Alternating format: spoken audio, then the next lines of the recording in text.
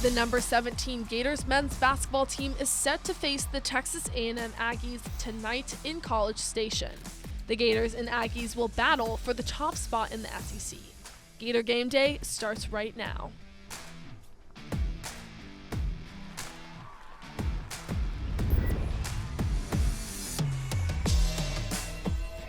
Welcome to our first ever basketball edition of Gator Game Day. I'm your host, Jada Ross, and I'm joined with our two analysts from the fall, Nate Bilgray and Michael Tubbs. We're here in a brand new studio this semester, if you can't tell, and I feel like we're starting to see a brand new Florida team already this far into the season. Last season, though, Florida's motto was Gator Boys stay hot. Michael, do you think that at least moving forward, the motto will be we're going to beat them anyways? Man, that's a bold statement, and I'd love for it to be the motto going forward, but it's got to be Gator Boys stay hot. I mean, how can it not? Three national titles off of it with Florida brand. Got to keep it going. So I'm Nate Bilgray. Nate Bilgray doesn't really have any legs to stand on in arguing with Corey Brewer, Al Horford, Walter Clayton Jr., Elijah Martin, Will Richard. I'm cool with Gator Boys stay hot. We got a couple rings out of it, right? Yeah, right? That's true. Yeah, that's cool. That's right? true. Yeah. Well, whether or not it'll be Florida's motto moving forward, that phrase was definitely stuck in their head when they faced Alabama on Sunday. Gator Game Day's Luis Rodriguez-Combe has more on Florida's 177-point victory over the Crimson Tide. After dropping their first home game in over a year against Auburn, the Gators went midweek to South Carolina, made quick work of the Gamecocks, and now they're back here trying to get that momentum back as they play the Alabama Crimson Tide.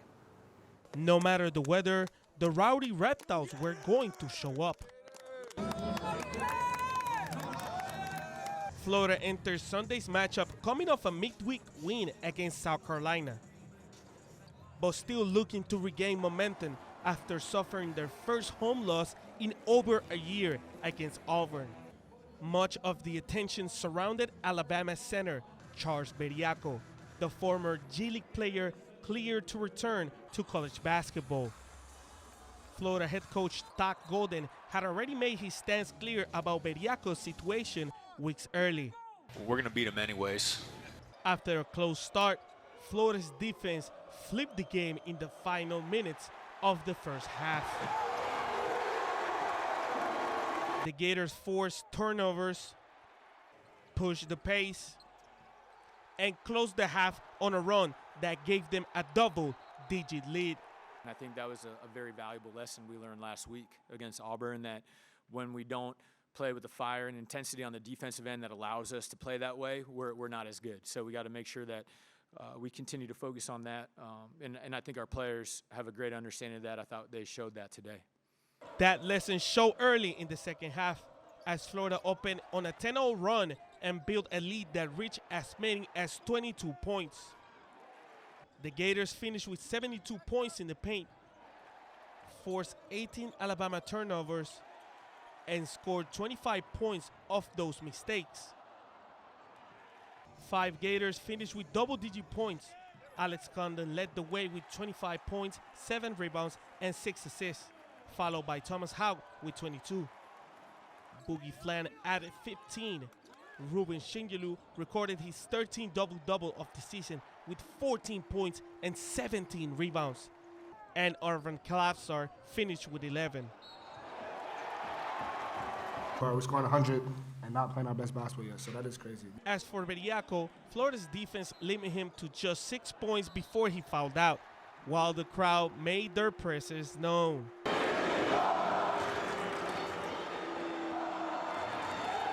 And with the game out of reach, 7'9" Olivier Rioux brought the Odon to its feet, scoring points 99 and 100 to cap a 100-77 Florida win. Big win, big dub today on Sunday over Alabama. Go Gators. It's for sure that this Gators basketball team has not played their best basketball yet, but Boogie Flan did, having 8 steals in this game. Now the Gators are moving on to College Station to play the Aggies, to see who gets the top of the SEC. A game that you guys gonna be analyzing in studio. To Jada, Nate, and Michael, I'm Luis Rodriguez-Combe for Gator Game Day. Thank you, Louise. Because of the game, Alex Condon earned SEC Player of the Week alongside Texas A&M's Rashawn Agee. Today, he was also named to the Kareem Abdul-Jabbar midseason top 10 list.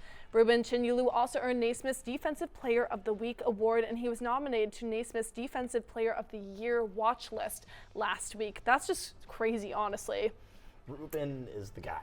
Yeah, they all are. They've been playing amazing. But the Gators haven't actually been playing since Sunday, but the Aggies were back in action on Wednesday against Alabama, and in humorous fashion, Alabama put up 100 points against A&M, but A&M only lost by 3 points. They were at 97, and it was a close game the whole time, very back and forth. There were 28 lead changes and 13 ties throughout the game.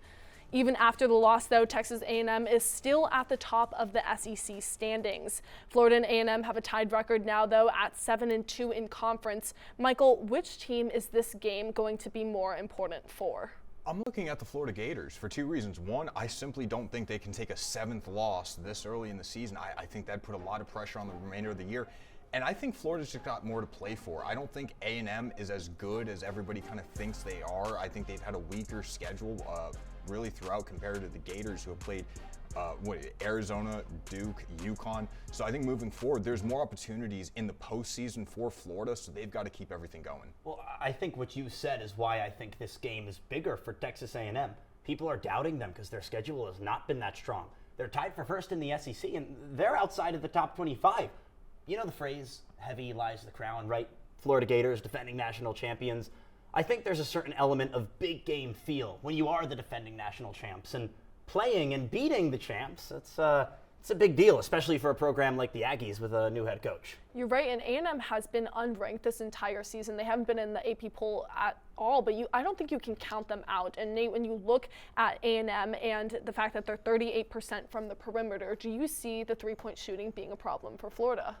I do, to be honest with you, because when you look at the three-point shooting, obviously they're first in the SEC, but if you want to broaden the scope a little bit and take this thing national, they're sitting at 29th in the country in three-point shooting.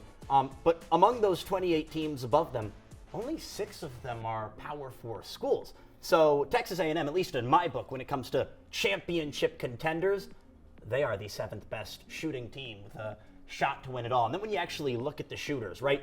You got to go all the way down to the 5th guy in Pop Isaacs, their 5th best three-point shooter. And he's the only one of those 5 who's shorter than 6'5", standing at 6'2". So the unique blend that A&M brings with size and shooting, it's so different compared to that Alabama team that relied on their guards to shoot.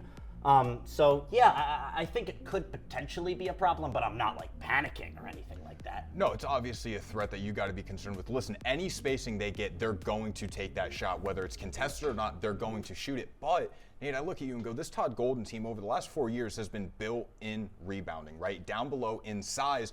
But I would argue their best games have been against the Alabamas of the world, who like to go tempo, who like to play fast-paced, run the floor. And when you see that, this is what matches into that situation of the Gators playing against a team like Texas A&M.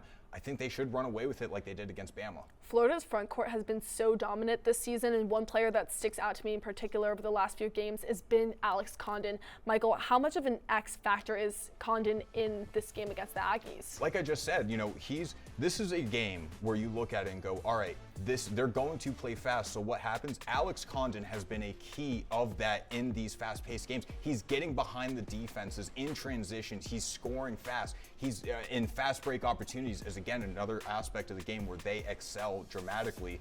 So when you're looking at it, Alex Condon, who's been playing great, second in the team on assists, I think that's gone underrated. He should be set up for a great game. Yeah, well, that's why I kind of think Alex Condon, yeah, he's set up for a great game because the pace and the flow, the fast speed of the game, it works for Alex Condon. That's also why I'm not putting all my chips on this game. If he does have a good game, I'm not going to tell you Alex Condon's back for the rest of the season because he thrives in those track meets. That's Alex Condon's specialty, running the floor. Yeah, he's finding his identity, and I think he's realizing who he needs to be for the team this season. He spoke to the media about that just the other day. Coach Holland just came with me and just said, you know, three-point shot's not falling. It's not, you know, don't worry about it. Don't let it affect the rest of like what you do well. So that's what I just kind of focused on tonight, and you know, get to my spot in the paint and facilitate a little bit for the other guys. We've talked a lot about how Texas and Florida match up against one another, but when we come back, we'll give a little love to some of the players not making it on that starting roster and also discuss whether or not Florida really does have the best defense in the country.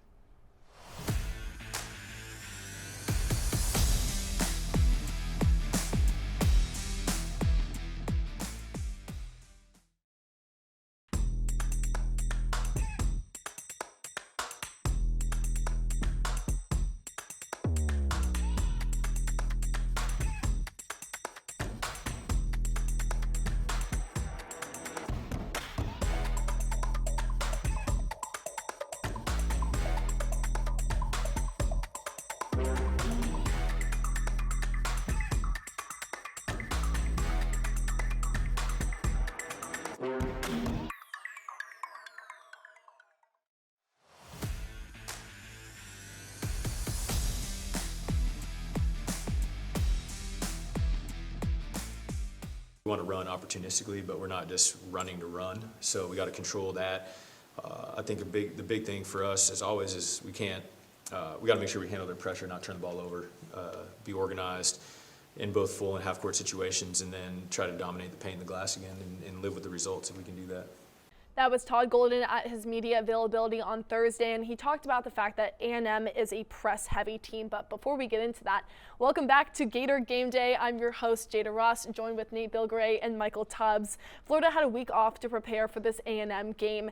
And Michael, I'm curious if you think that this break will help them or throw them off their flow. I think they'll be fine. Even if they start off a little slow in this A&M matchup, I think the most important part of this week off is simply taking time to get right mentally and, more importantly, physically, right? This is a long season, a lot of wear and tear on the body. Take some time off, get right. And that Alabama game, I mean, that is an exhausting game. They were running nonstop up and down the floor 24/7. You talk about A&M, only a couple days rest, coming off of a track meet with Alabama, right? Like, you know, fortune favors the relaxed.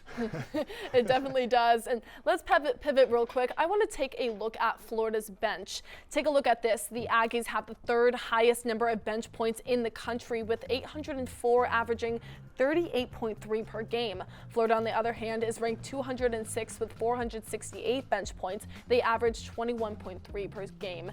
Nate, are you worried about how Florida will stack up against A&M's bench? So it's easy to fall into the trap of seeing, oh my goodness, A&M runs a 10-man rotation and Florida sometimes only has 7 dudes playing 10 minutes. So yeah, it's a little scary, but then you actually think about Florida's championship team from last year. Every single game in March Madness, I challenge you to go back and actually look at the box scores.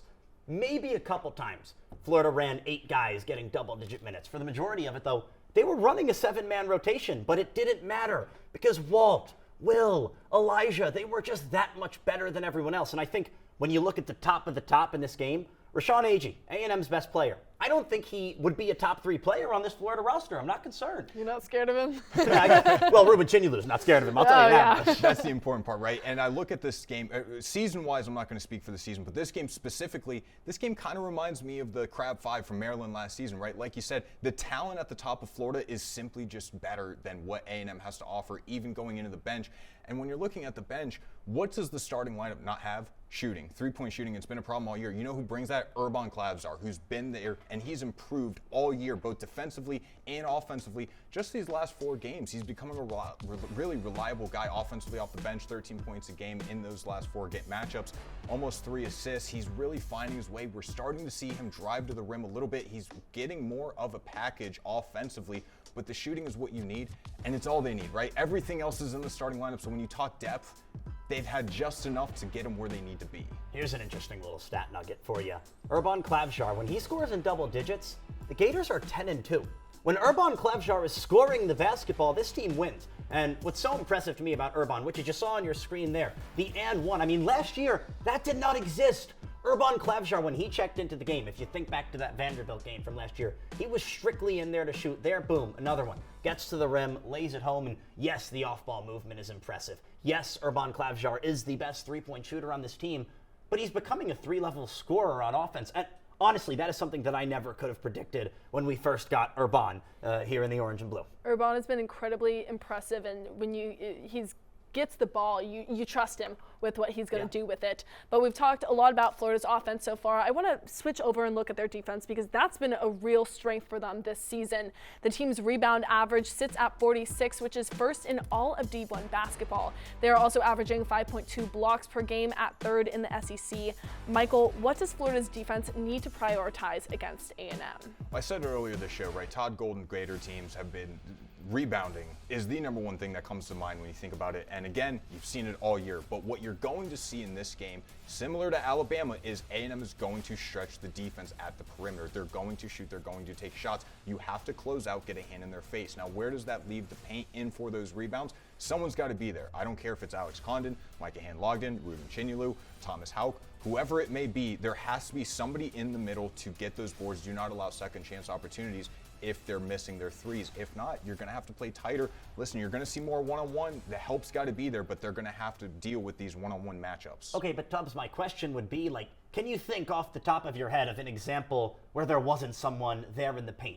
If anything that you want to call on that Florida's done so successfully throughout the course of the season, it is defend the paint, because you have Ruben Chinyelu. I mean, that's big bad Chinyelu right there. That dude is a stopper down low. So it's not really. I'm not worried about Texas A&M and their ability to shoot, stretch the floor, because defensively, I think Florida just has such a physical advantage. When you look at the size, Rashawn Agee, A&M's paint threat, he's 6'8", guys. He's 6'8". That's nothing for Florida's big bad front court. You both mentioned Ruben Chinyelu, and I want to get there, but another player that stands out right now is Boogie Fland. He's starting to find his groove and really begin to trust his front court. He put up 15 points, had 8 assists and 8 steals. He's also averaging 2.1 per game, and oh my gosh, we can't forget about Ruben Chinyelu. Crazy. I can't believe we're just really mentioning him and getting into what he did against Alabama, because he's been an absolute beast defensively. He finished with 14 points, 17 rebounds.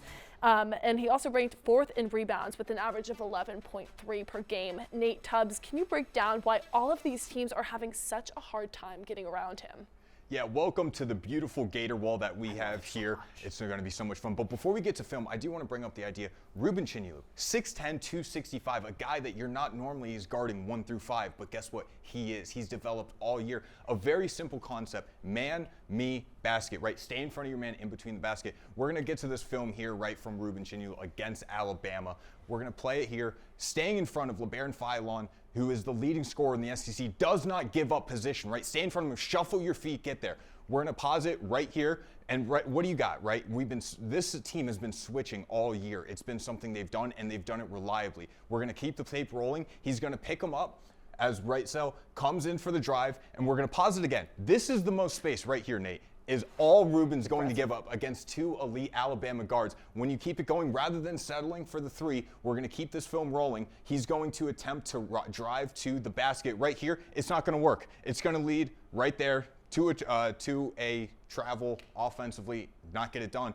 Nate, no other center is doing this in the country. Yeah, you're right. I'm going to take the reins here because I want to pivot from the center to the guard. Let's highlight Boogie Fland real quick. He's so impressive as an on-ball defender. Watch, LeBaron Philon brings the ball across the time stripe. Look right there, Boogie Fland. Looks once, looks twice, looks 3 times. What Boogie Fland is doing right now is recognizing that he has Thomas Houck, he has Isaiah Brown, and he has Micah Hand-Logden on the floor. So he understands he has athletic wing defenders that can help him if he gets beat on the dribble drive, and he's got an elite rim protector. All right, let's roll that tape. Boogie Fland, he's just kind of going to do what he does best here, right? He's playing on-ball defense. He's in man on the perimeter. LeBaron Philon moseying around. All right, we're going to stop it one more time. Look at this. So Houston Millette has not let go of the ball yet, and Boogie Fland's feet are already off the floor. He's trying to race into this passing lane, disrupt and create an extra possession because he looked over his shoulder. He recognized Isaiah Brown. Tommy Houck can help him right here if he gets beat on the dribble drive. Hand-Logden, an elite rim protector. All right, roll that tape real quick. Okay, so we're going to have Boogie Fland jumping the passing lane. Boom. You see, he cheated. He took the risk. He got the ball. Extra possession. Free bucket. Boogie Fland's starting to trust his front court. He knows what's behind him is elite, so he can use that twitchiness just a little bit more out on the perimeter. All right, the Gator Wall is going to be a staple of the show, but another staple, Jada Ross, back to you at the desk. Thank you guys for that breakdown. There's a lot more to unpack with this Florida team. Gator Game Day will be right back.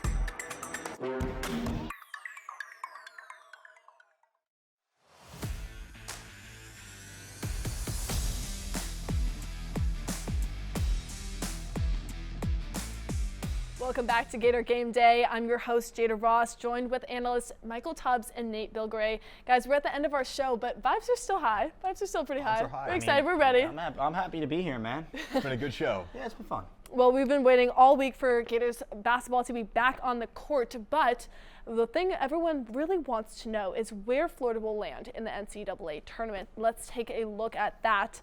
From ESPN, Joe Lunardi, he has a prediction right now that Florida's a 3 seed playing 14 seed Winthrop, and then the winner of that game will play 6 seed Clemson, and whoever wins that against USC or San Diego State. Still not sure who's going to be in there against Clemson yet.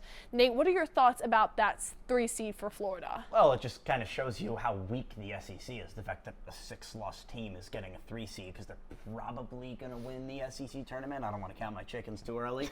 You know what they say about that. But I will tell you this. If Clemson's the 6 seed, I am feeling mightily confident for Florida to get to the Sweet 16 and make a little run in the tournament. I watched them blow a 22-point lead in the Garden against BYU, as I'm sure many of you did. And I'll tell you, when Clemson collapses under Brad Brownell, they collapse quick. I will say this, though. Don't count out USC in that matchup. I know Winthrop, you got to get through them first in that bracket right now. But USC, 26-year-old Chad Baker-Mazar looking for revenge after he was on that Auburn team. Tubbs. If he couldn't do it last year, he's not doing it this year with the USC squad.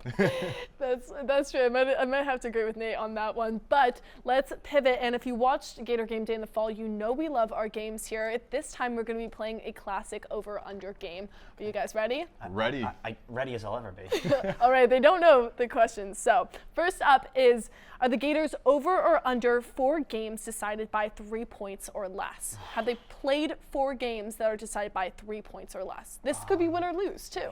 Win or lose. 4 games decided by 3. Okay, well, Over the or Alabama under? game off the top of my head is one of them. The Missouri game was close, but it was over, right? Thinking, oh, you know what? I'm thinking, I'm leaning on the over. I'm gonna say it right now. I'm leaning on that side. I'm not sure I want to go because there's to start the season. I know there were some tough matchups, but they were all close. Oh, that's true. The 3 top 5 teams decided by 11 points or less. Todd Golden doesn't really get blown out. I think I'm going to take the over too. Yeah. All right, take the over. We got it. All right. Our answers a little you guys are actually premature. wrong. It's under. Are you serious? Yes. FSU, Duke, and Mizzou. Those are the 4. It's 4 games. Mizzou. I had by 3 under. points or I less. had the under. I don't know what you're talking about. I had the under. Oh my God. We had Tubbs, that. you I just don't know switched what that you're around. I can't. That doesn't count. That doesn't count. All right. Number 2. You guys ready? Yeah, gotta Jada 1, analyst 0. Even score? All right. Xavier Lee, is he over or under 25 3-pointers this season? Oh, man. You would think this is like an easy question to answer, but it's actually not. Yeah, the cynic in me wants to take the under here. Listen, he's had his problems all year, and we said it earlier. Urban Clavzar is the one that's hitting threes on this team. Even Boogie has really had a tough time. He's putting up a lot of shots, though. Remember, he was putting up double-digit shots to start the season. You guys gotta lock it in. I'm gonna go with my gut. Over, under, which one? Going Reveal. under. I'm going over. All right, Nate's right. It's over. go! Xavier Lee Come on. has Oh, 33 do I get three-pointers this season. I won't say it. Now for our final question, over or under the point average. Is Florida over or under the point average that they were at last season I know. at this time? Easy. Answer. I already know the answer. At this time? At this time, 22 points. Nate, Lock it in. Lock it in. yeah. Nate? We're taking the over. Yep, it's over. It's over. Let's Florida's go. at Give me some 86.3. Last season, they were at 84.8 at this point in time, which I feel like is surprising compared to how well last season was. But It's those bench points that they're getting from the bigs. it is, exactly. And I have high hopes for the rest of this season, and especially against Texas A&M tonight as well. But that's it from me, Nate, and Tubbs. Thank you guys for joining us here for our first ever basketball edition of Gator Game Day. We'll see you back here in 2 weeks as Florida gets ready to play Ole Miss.